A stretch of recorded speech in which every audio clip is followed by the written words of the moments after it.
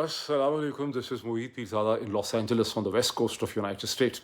मैं जहाँ हूँ यहाँ अभी 2 अगस्त 2025 हफ्ते के दिन की दोपहर के 3 बजे से आगे का वक्त है जब मैंने बोलना अभी शुरू किया, इसे रिकॉर्ड करना शुरू किया है। लेकिन चूंकि हिंदुस्तान पाकिस्तान बर सग़ीर मशरक़ वस्ता नॉर्थ अफ्रीका यहाँ से कहीं 11 घंटे, कहीं 12 घंटे, कहीं 12.5 घंटे आगे हैं, इसलिए कहीं पर 2 बजे हैं, कहीं 2:30 बजे हैं, कहीं 3 बजे हैं, कहीं 3:30 बजे होंगे इस वक्त।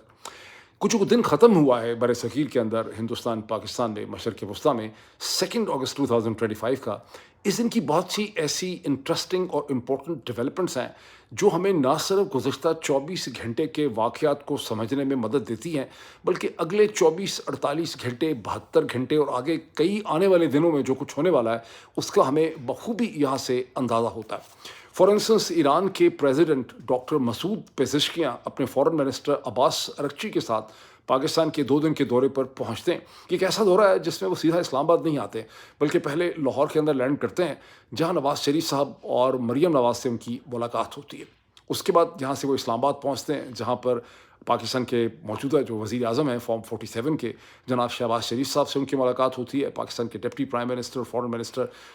इसहाक डार से मुलाकात भी होती है। उसके बाद एक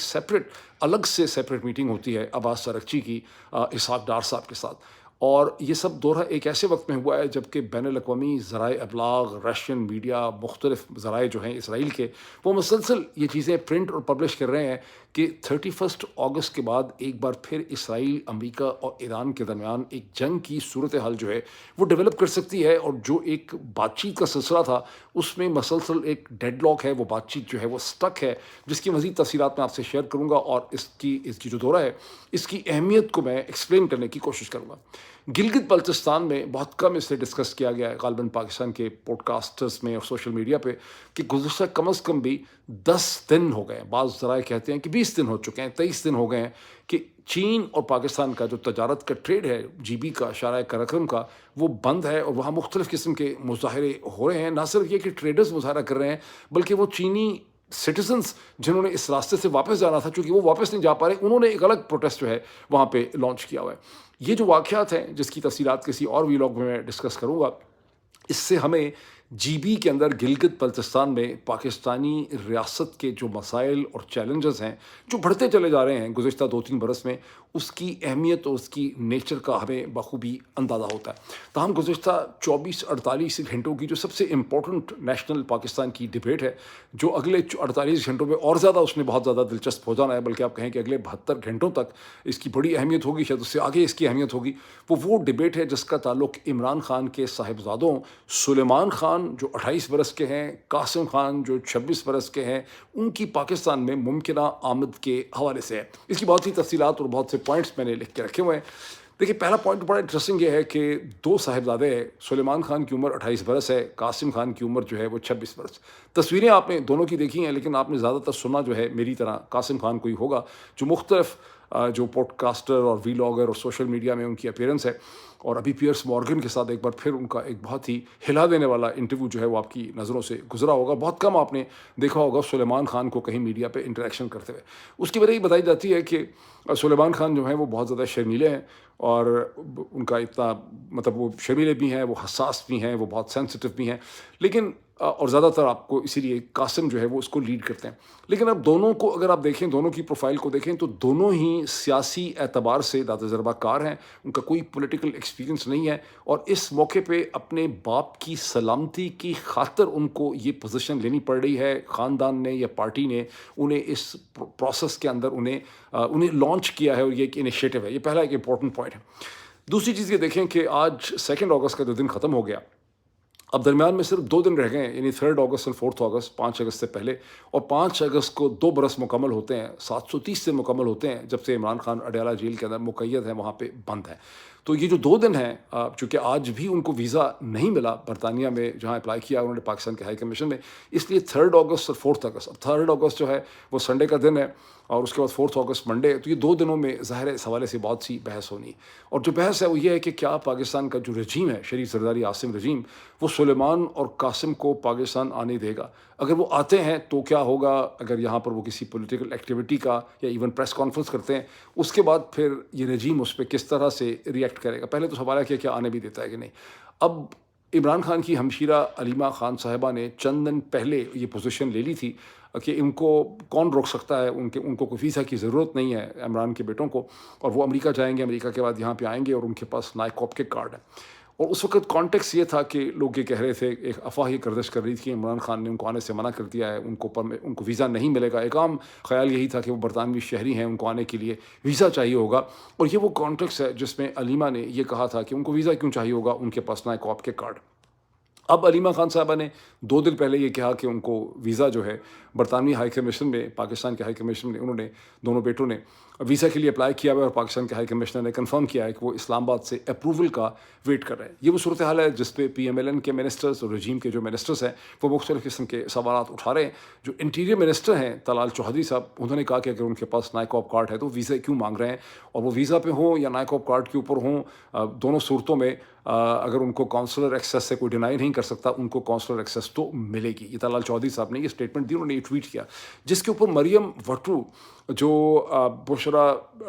بی بی کی بہن ہے، ہمشیرہ ہے ان کی، بشرا بی بی کی جو بہن ہے، انہوں نے طلال چودھری صاحب کو کہا کہ زیادہ اوور سمارٹ بننے کی آپ کی ضرورت نہیں ہے، کیونکہ اگر وہ ویزا پہ آئیں گے تو برٹش سٹیزن کی حیثیت سے آئیں گے، اگر وہ نائکوپ پہ آئیں گے تو پھر ان کو برٹش ایمبیسی جو ہے اس کی پوری طرح سے کونسلر ایکسیس ان کے پاس نہیں ہوگی، اور آپ اچھی طرح سے اس چیز سے جانتے ہیں. ان کو اگر اریسٹ کر لیا جائے، اس کا مطلب کیا ہے؟ اس کا مطلب ہے کہ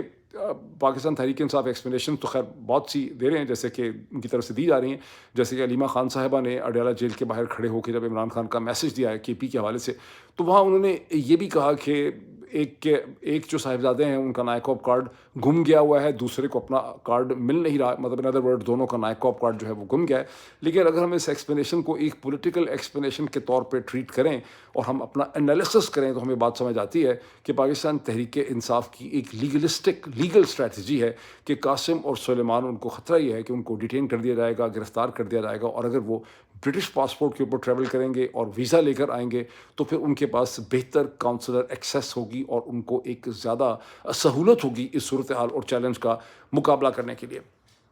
اب اس میں جو رجیم ہے، جو اس وقت شریف زرداری عاصم رجیم ہے، اس کے لیے بھی ٹھیک ٹھاک ایک وقت اور ایک مسئلہ اس وقت بنا ہوا ہے، ایک ڈلما ہے ان کے پاس کہ ہم کیا کریں. مطلب ویزا ڈینائی کر دیتے ہیں تو بھی بہت بڑی انٹرنیشنل ہیڈ لائن بنے گی، اور قاسم اور سلیمان اس سے پہلے امریکہ سے گھوم پھر کے جو آئے ہیں مختلف کانگریس مین سینیٹر کو مل کے، اور پی ایس مورگن کو انہوں نے جو انٹرویو دیا اور اس طرح کے اور وہ انٹرویوز دے رہے ہیں، تو ظاہر ہے کہ انہوں نے ایک ماحول جنریٹ کیا. اس ماحول کے اندر اگر آپ ان کو ویزا ڈینائی کر دیں تو بھی بہت بڑی انٹرنیشنل جو ہے وہ ہیڈ لائنز بنیں گی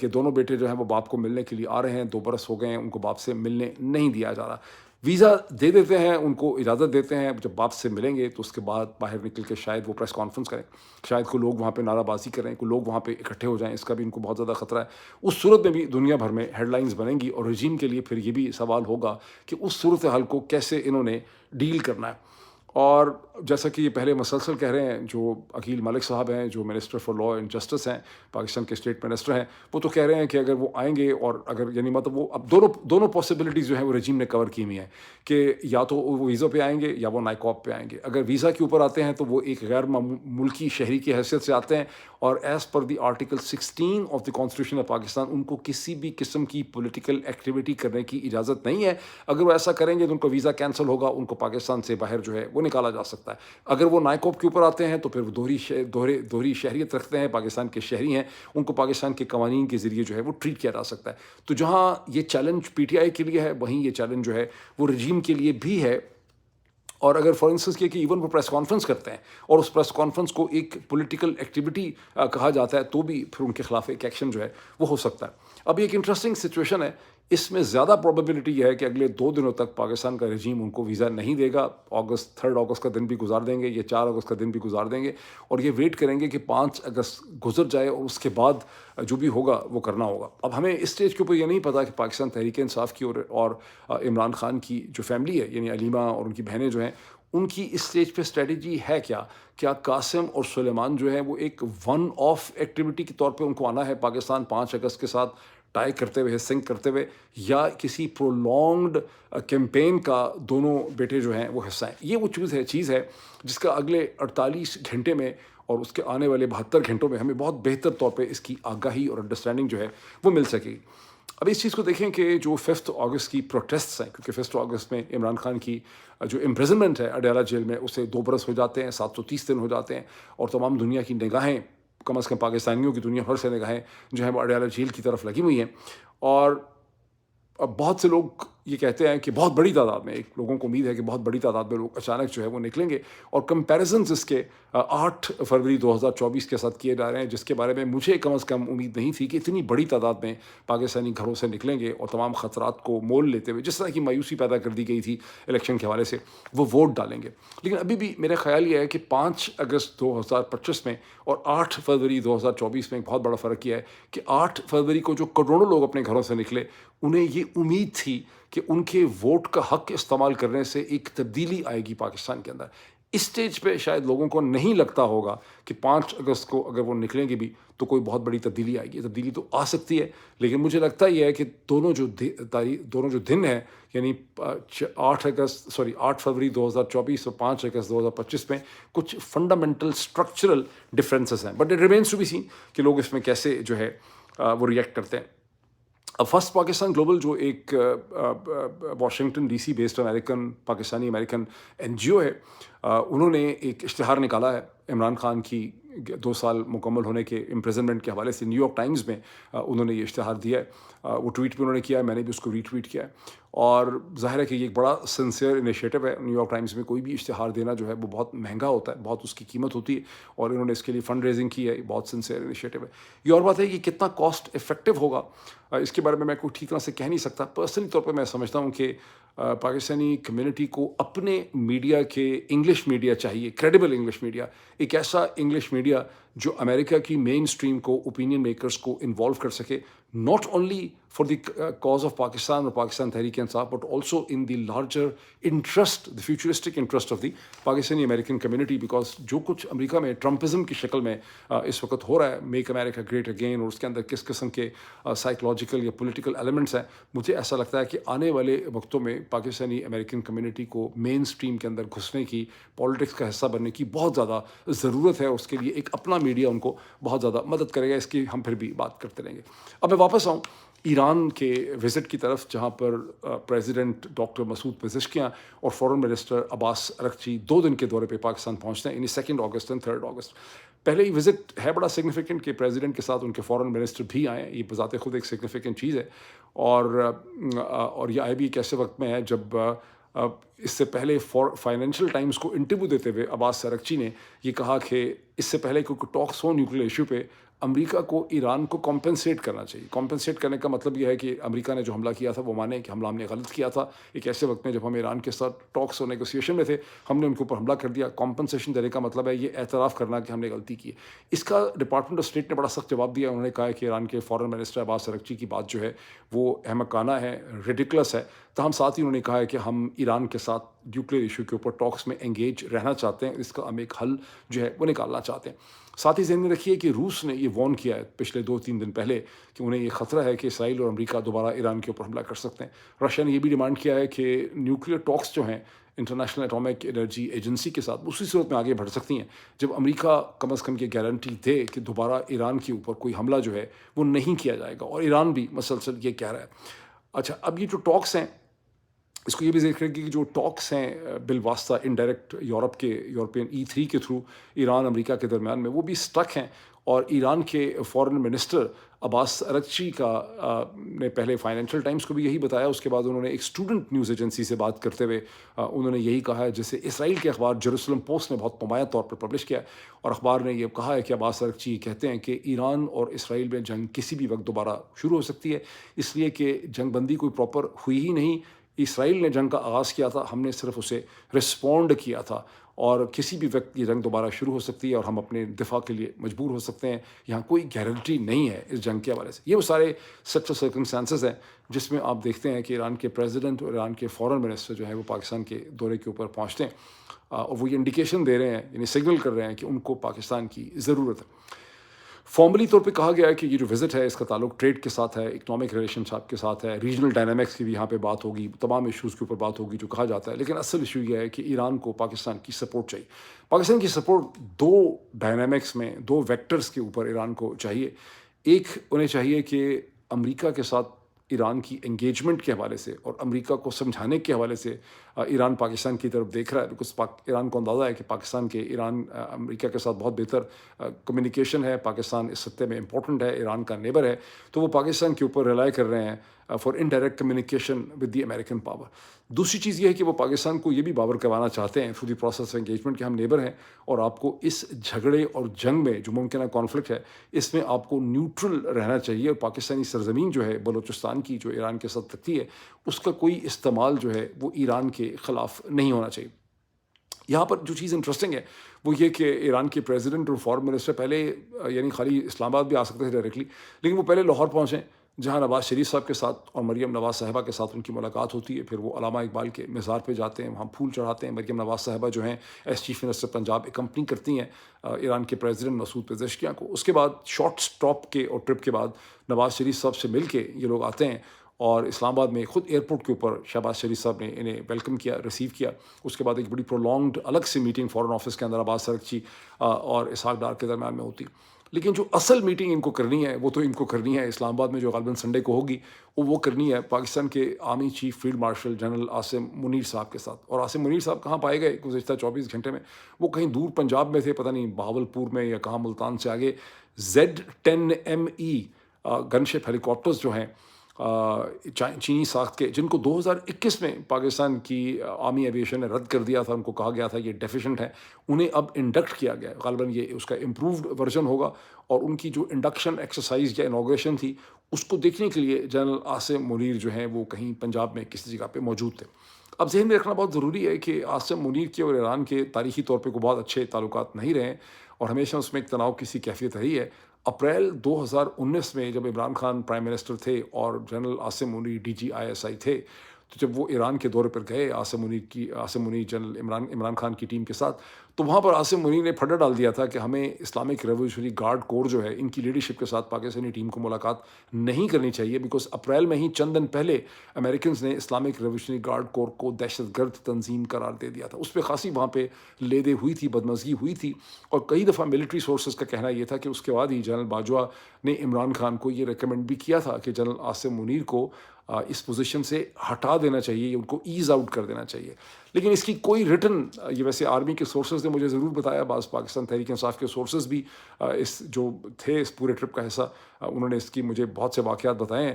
لیکن اس کی کوئی پبلش انفارمیشن نہیں ہے۔ میں نے چیک کیا ہے ہر قسم کے سورسز سے، American sources, Indian sources, Pakistani sources, کبھی بھی یہ چیز پرنٹ نہیں ہوئی، لیکن اس کے باوجود سمجھا یہی جاتا ہے کہ جنرل عاصم منیر اور ایران کی جو اسٹیبلشمنٹ ہے ان کے درمیان میں کوئی بہتر روابط نہیں ہے۔ لیکن یہ ملاقات سنڈے کو ہونی ہے، اس کی بڑی سگنیفیکنس ہے، بیکاز اس سٹیج کے اوپر general Asim Munir field marshal کو امریکہ کی اسٹیبلشمنٹ کے بہت زیادہ قریب جو ہے وہ تصور کیا جاتا ہے۔ اب میں واپس آ جاؤں محترمہ علیمہ خان صاحبہ کی طرف۔ جب اڈیالہ جیل میں انہوں نے جہاں بات کی نائکاپ کے کارڈ گم جانے کی اور سلیمان اور قاسم کی، وہاں انہوں نے عمران خان کا ایک پیغام بھی خیبر پختونخوا کے چیف منسٹر علی امین گنڈاپور کے لیے دیا، جس کو پاکستانی اخبارات نے اس کی ہیڈ لائن یہ لگائی ہے کہ عمران خان نے حکم دیا ہے، آرڈر کیا ہے علی امین گنڈاپور کو کہ آپ نے خیبر پختونخوا میں اور ٹرائبل ایریاز کے اندر ارسوائل فاٹا میں کسی بھی قسم کا ملٹری آپریشن جو ہے وہ نہیں ہونے دینا، اور ملٹری آپریشن کے نتیجے میں لوگوں میں اور فوج کا جو ادارہ ہے اس کے درمیان دوریاں مزید بڑھتی ہیں۔ لیکن کیا گنڈاپور کسی ایسے ملٹری آپریشن کو روک سکتے ہیں؟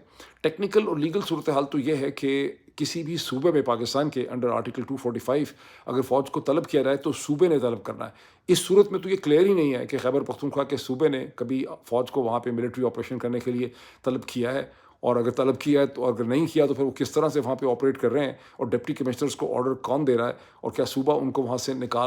قانونی اور لیگلی طور پہ تو خیبر پختونخوا پاکستان کی فوج کو وہاں سے نکال سکتا ہے اور روک سکتا ہے، اور ان کو ملٹری آپریشن کرنے سے روک سکتا ہے۔ یعنی یہ میں کہہ رہا ہوں ملٹری آپریشن نہیں، میں کہہ رہا کہ فوج کو ہی نکال دیں گے وہاں سے، مطلب ملٹری آپریشن کرنے سے ان کو روک سکتا ہے۔ لیکن جس طرح سے بیرسٹر شہزاد اکبر نے ایک ٹیلی ویژن ڈسکشن کے اندر، یہ مطلب بہت انٹیلیجنٹ ڈسکشن تھی، اس میں انہوں نے کہا کہ آج صورتحال یہ ہے کہ خیبر پختونخوا کے چیف منسٹر جو ہیں ان کے پاس کسی بھی قسم کا اختیار جو ہے وہ نہیں ہے۔ گنڈاپور کر کیا رہے ہیں؟ گنڈاپور جرگاز کر رہے ہیں۔ پچھلے 24 گھنٹے میں انہوں نے جو 2 ڈسٹرکٹس کے حوالے سے خیبر اور اورکزئی کے جو عمائدین ہیں ٹرائبل، ان کے ساتھ ملاقاتیں کا سلسلہ ایک شروع ہوا، جس میں کچھ ایم پیز ممبر پروونشل بھی تھے، کچھ ایم ایل ایز بھی تھے، اس میں تمام ایڈمنسٹریشن جو ان ڈسٹرکٹ کی تھی، آئی جی پی کے تھے، وہاں کے ڈی آئی جیز تھے، وہاں کے بہت سے پولیس آفیسر تھے، ڈسٹرکٹ مینجمنٹ کے افسران تھے. تو یہ جرگاز کی میٹنگ کا ایک پروسیس شروع ہوا ہے، جس میں جرگاز نے یہ بھی تجویز دی ہے کہ خیبر پختونخوا کو ایک ایسا جرگہ بنانا چاہیے جو افغانستان جائے اور وہاں کی حکومت کو، وہاں کے جرگوں کو انگیج کرے امن کی تلاش میں. نیکسٹ فیز میں کہتے ہیں کہ مومند اور باجوڑ کے جرگاز کی بیٹھک ہوگی، اور فائنلی جب سارے جرگاز کی الگ الگ سے بیٹھک ہو جائے گی تو اس کے بعد ایک گرینڈ جرگہ ہوگا جس میں علی امین گنڈا پور جس کو پریسائڈ کریں گے. تمام جرگاز کا مقصد یہ ہے کہ لا اینڈ آرڈر کی سچویشن کو اور فوج کے اور لوگوں کے درمیان جو کوآپریشن ہے اگینسٹ دہشت گردی اس کو بڑھایا جائے. انڈر دی سرکمسٹانسز علی امین گنڈا پور کیا عمران خان کے حکم یا ایڈوائس یا انسٹرکشن کو فالو کریں گے یا کر سکتے ہیں؟ That I leave to your imagination. اب ٹیل اینڈ پہ 2-3 بڑی انٹرسٹنگ قسم کی چیزیں میں آپ کے سامنے رکھنا چاہتا ہوں. امریکہ کے صدر ڈونلڈ ٹرمپ نے پاکستان میں آئل ایکسپلوریشن کے لیے کہا تھا کہ بہت جلدی ایک امریکی کمپنی جو ہے وہ آئل ایکسپلوریشن پاکستان میں کرے گی. اس پہ ظاہر ہے دنیا بھر میں خاصا اس پہ انٹرسٹنگ انالیسس ہو رہا ہے. ہندوستان کی ایک پبلیکیشن انڈیا ٹوڈے جس سے آپ واقف ہیں، انہوں نے ایک بڑا انٹرسٹنگ انالیسس پبلش کیا ہے. انالیسس میں انہوں نے کہا ہے کہ پتہ نہیں ڈونلڈ ٹرمپ کس چیز کے اوپر بینک کر رہے ہیں. صورتحال یہ ہے کہ پاکستان کے آئل اینڈ گیس ریسورسز ختم ہوتے چلے جا رہے ہیں. 2019 میں پاکستان کی ڈیلی جو آؤٹ پٹ تھا، جو پاکستان نکالتا تھا تیل کہیں سے بھی زمین سے، وہ تقریباً 89,000 بیرلز اے ڈے تھا، جو اب 2025 میں کم ہو کے 62 یا 63,000 بیرل اے ڈے رہ چکا ہے. اور 2021 سے 2024 کے درمیان کے 3-3.5 برس کا جو ٹائم پیریڈ ہے، اس میں 4 بڑی جو آئل کنزورشم یا کمپنیز ہیں جو ایکسپلوریشن کرتی ہیں، وہ یکے بعد دیگرے مایوس ہو کے پاکستان کو چھوڑ چکے ہیں. اس میں ای این آئی کا نام لیا جاتا ہے جو اٹیلین کنزورشم ہے، جس نے 2019 میں ایگزون موبل کے ساتھ مل کے اور پاکستانی جو او جی ڈی سی ہے اور پی پی ایل وغیرہ ہے ان کے ساتھ مل کے ڈرلنگ کی تھی، جس سے $100 ملین انہیں خرچے تھے کیکڑا 1 پہ، اور اس میں کامیابی نہیں ہوئی تھی عمران خان کے زمانے میں. یہ وہی سو کالڈ ایکسپلوریشن ہے جس کا عمران خان نے بہت اہتمام سے کہا تھا کہ بہت بڑے ریزروز جو ہیں وہ پاکستان میں ڈسکور ہوئے ہیں اور ہمارے تمام انرجی کے مسائل پورے ہو سکتے ہیں. اس کے بعد ای این آئی جو 20 برس تک پاکستان میں آئل ایکسپلوریشن میں ایکٹیو رہی، اس نے جو ہے پاکستان کو خیر بات کہا اور اپنے انٹرسٹ نے سیل کر دی. اسی طرح سے کویت جو پیٹرولیم ایکسپلوریٹری کمپنی ہے، اس نے بھی اسی ٹائم پیریڈ میں 2022 یا 23 میں پاکستان کو خیر بات کہا. شیل جو بہت ہی رسپیکٹڈ انٹرنیشنل آئل ایکسپلوریشن یعنی جائنٹ ہے، اس نے بھی اپنے تمام 2023 میں اپنے تمام انٹرسٹ جو ہیں پاکستان میں سیل کر دیے to Pakistani oil and gas company, وہ بھی چلے گئے یہاں سے. اور اسی طرح سے ٹوٹل جو بہت مشہور بہت یعنی پریسٹیجس برانڈ نیم ہے آئل ایکسپلوریشن کے حوالے سے، وہ بھی 2024 میں سپٹمبر 2000 کے بعد، یعنی سپٹمبر 2024 میں جب یہ دعویٰ کیا گیا کہ پاکستان میں دنیا کے 4تھے بڑے ریزرو نکل آئے ہیں، اس کے بعد سے ٹوٹل نے پاکستان کو چھوڑ دیا. اس سے یہ پتہ چلتا ہے کہ پاکستان میں جو کلیم کیے جاتے ہیں آئل اینڈ گیس ایکسپلوریشن کے حوالے سے، ان کو دنیا کی کم از کم جو بڑی بڑی کمپنیاں اور کارپوریٹ جائنٹس ہیں جو ٹیکنیکل ہیں، جو ان کے پاس پروویس ہے، وہ اس کو بہت زیادہ سیریسلی نہیں رہتے. تو اینڈ رزلٹ کیا نکلا ہے کہ وہ ڈونلڈ ٹرمپ جو پاکستان سے تیل نکالنے والے تھے، انہوں نے پاکستان کو تیل بیچنا شروع کر دیا ہے، جس کی ابھی بہت سی تفصیلات ہمارے سامنے آنا باقی ہیں. لیکن ابھی تک تو یہ لگ رہا ہے کہ جو سب سے بڑی آئل ریفائنری ہے سینرجیکو کے نام سے، وہ کم از کم 12 ملین بیرلز آئل کا سال میں خریدے گی. ٹوٹل کھپت پہ خاصا کنفیوژن ہے، لیکن سینرجیکو اکیلے ہی تقریباً 51 ملین بیرلز امپورٹ کرتی ہے. ٹوٹل شاید 69 ملین بیرلز، تقریباً 70 ملین بیرلز کی پاکستان کی امپورٹ ہے آئل کے حوالے سے. اس میں امریکہ سے کتنے الٹیمیٹلی لیے جائیں گے یہ بھی کلیئر نہیں ہے. لیکن اس کے ساتھ ایک بڑی انٹرسٹنگ پاکستان کی صورتحال کے ساتھ ایک بڑی انٹرسٹنگ صورتحال دیکھیں کہ اب سے تقریباً 7 گھنٹے پہلے نیو یارک ٹائمز نے ہندوستانی سورسز کو کوٹ کرتے ہوئے ایک بڑی انٹرسٹنگ سٹوری نکالی ہے، جس میں 2 سینئر ان نیمڈ انڈین سورسز کو کوٹ کرتے ہوئے نیو یارک ٹائمز نے ہمیں یہ بتایا ہے کہ ہندوستان روس سے تیل خریدتا رہے گا اور کسی بھی صورت پیچھے نہیں ہٹے گا. اس کا کانٹیکس یہ ہے کہ ایک دن پہلے ڈونلڈ ٹرمپ نے یہ کہا کہ میں نے یہ سنا ہے کہ ہندوستان جب اب روس سے تیل نہیں خریدے گا، اور شاید کچھ ہے بھی کہ 2 انڈین کمپنیز ایسی ہیں جنہوں نے مزید کنسائنمنٹ رشیا سے نہیں لی ہیں. تو اس سے امید بہت بن گئی تھی خاص کر کے پاکستان کے جی ایچ کیو کے اندر کہ ہماری طرح ہندوستان بھی ڈر گیا امریکہ سے. لیکن اب انہوں نے کلیریفائی کیا کہ نہیں، جو انرجی ڈیسیجن میکنگ ہے یہ ہماری انرجی سوورینٹی ہمارے لیے بڑی امپورٹنٹ ہے. روس کے ساتھ ہمارے دیرینہ تعلقات ہیں اور ہندوستان کسی بھی فورن پریشر میں اپنے نیشنل انٹرسٹ جو ہے اسے کمپرومائز نہیں کر سکتا. جب میں نے کل یہ سنا تھا کہ ڈونلڈ ٹرمپ نے ایسا کہا ہے تو مجھے بھی بڑی حیرانگی ہوئی تھی، بیکاز میرے ذہن میں بات بڑی کلیئر ہے کہ جہاں تک سوورینٹی ہے یہ پاکستان میں محض ایک پولیٹیکل نعرہ ہے جو لوگوں کو بیوقوف بنانے کے لیے استعمال کیا جاتا ہے. لیکن such is the nature of difference in Indian and Pakistani politics کہ سوورینٹی در حقیقت ایک بہت امپورٹنٹ کمٹمنٹ ہے انڈین پولیٹیکل سسٹم کی ہندوستان اور دنیا کے تناظر میں. اور امریکہ کے دباؤ میں روس سے انرجی سورسز نہ خریدنا یا پیچھے ہٹ جانا جو ہے کھلم کھلا، یہ ہندوستان کے پولیٹیکل سسٹم کے لیے خاصا مشکل ہوگا. لیٹس سی کیا ہوتا ہے اس حوالے سے. ابھی اتنا ہی، پھر آپ سے ملاقات ہوتی ہے. Thank you.